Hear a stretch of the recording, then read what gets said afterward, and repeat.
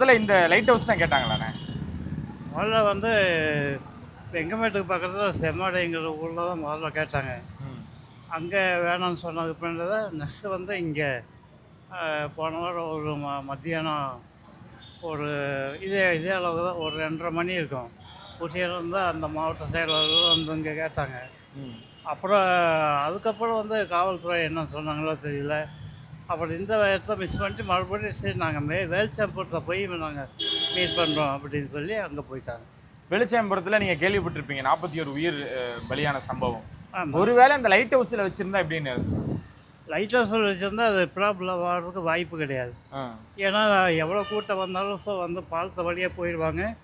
இந்த சைடு உழவர் சந்தை வழியாக கூட போயிருக்கலாம், நிறைய கூட்டம் வாய்ப்பு இருக்குது. ம். இந்த பக்கம் கூட உங்களுக்கு லெஃப்ட் ஹேண்ட் சைடில் போயிருக்கலாம், இந்த பக்கம் கூட எலமுசன் சைடு அந்த மாதிரி கூட போயிருக்கலாம்.